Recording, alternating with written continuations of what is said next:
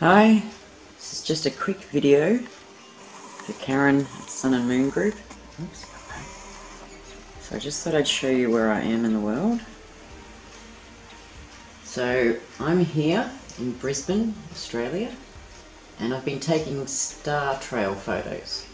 So when I look south, I get a full star trail, well not full, but most of the southern star trail.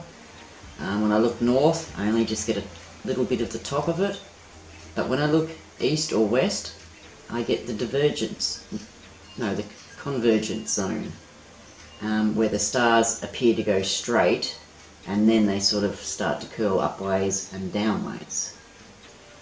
And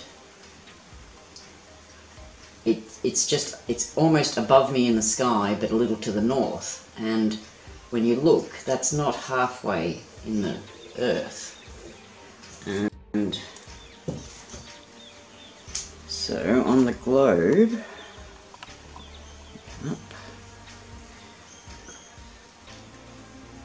so I'm here, and I thought the stars from the north would go around the north and around Polaris, somewhere up there, and the stars around the south would go this way.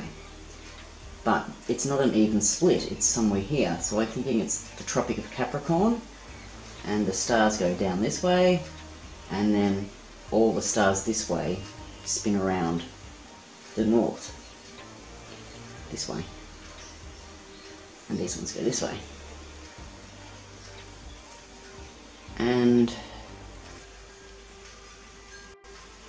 it's not an even split. So the northern stars seem to take up a bigger portion of the sky than what the southern star trails do. And so I'll show you a few things of what I mean. Okay, so now these are some star trails that I've taken. So I'm looking south, and everything's spinning around. Exactly the same as the north, but the opposite direction, and there's no one central star. But when I look west, alright, so I'll pause it here, this is the southern star trail, and this is the moon coming through, and at that time this was Jupiter, and so the moon's just to the right of Jupiter, doesn't go any further south than Jupiter and Saturn. All the planets on this side go along this line close to it. But you get these straight lines, and that's what they call the convergence zone. And the moon seems to move from it was really close to Saturn one night, like that blurred line was covering it. So I think it goes right to there and then comes back.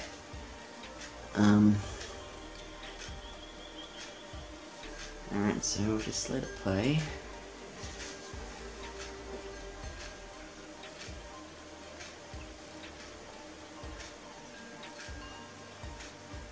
So you can see there's a slight curve there.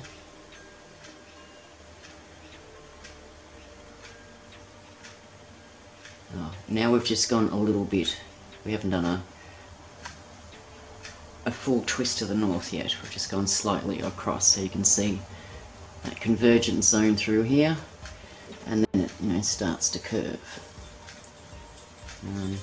Now we look north, and they're just totally going round. Now I can only see the top, and down here somewhere is where they're straight.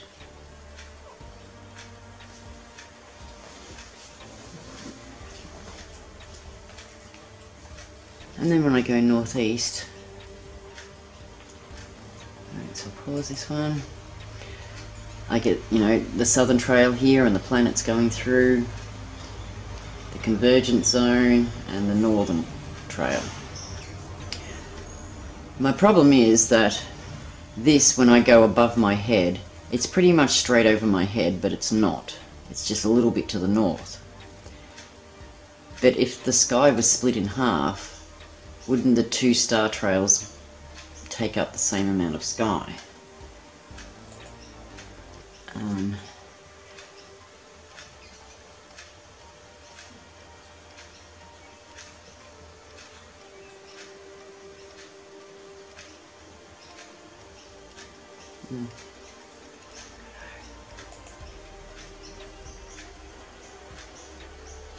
okay, so this is Jupiter coming through here, and the convergence zone here to the left. So anyway, I'll show you my next thing now. Okay, so this is sort of some of what I'm seeing. So on a flat map, even though north is in the middle, well, I don't think north is in the middle. I think north is up a little higher, and I don't know, there might still be a south. There is in the sky anyway. So I'll show you what I'm seeing. So this is what I think is the northern star trails, and these are the southern ones. And you can see the northern one takes up more of the planet than the southern ones, or the plane, depending what you want to call it. Anyway, so I think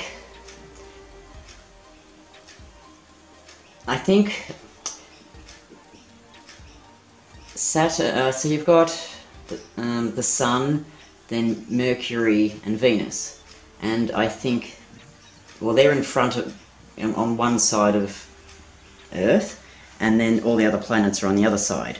So I think the planets that are behind, supposedly behind Earth, are all going around the South Pole. I think they're in that southern hemisphere thing. I think they're connected to that. Not on the same level, but that's where they go. And so then you've got the Sun, and this isn't the size of the Sun, but I think it's the path that the Sun takes. It is that kind of size, and I think Mercury and Venus are sort of attached to the Sun as it's, you know, spins around. And then you've got the Moon. And again, I don't think the Moon is this big, I just think this is the path it takes. And I don't think the Sun comes down too far into the southern hemisphere. Well, it can't go past the planets and that line that I showed you before, so this is that convergence zone through there. I don't think it can come down any further than that and then go back up again and then back down, and then the Moon sort of does the same thing. So you've got them sort of going like that. But then at the same time, I don't know that these, I'll spin it this way, I don't know that these trails are flat. I think they might sort of sit on an angle like that, and that's how you get, because I don't think there is this massive gap of nothingness in the sky on the two sides of them. So perhaps they are up on an angle like that. Which means if you did believe in a dome, it wouldn't be perfectly round. It would be, the point would be off-centered. And I think if you look at the star charts, you'll see where the path of the convergence zone is, and even Orion is on the convergence zone. So I think that is the highest point of the dome, if there is one. So anyway, that's my version of things that are sort of going on, and I don't think any of it's really new to like the globe model. I think they sort of have all this sort of mapped out. Like on the globe, the Sun and Moon would just go from here to here. So it's only going to come down to here, but I don't think it's going equally this side. I think it might go, I'm not sure, maybe just from here to here.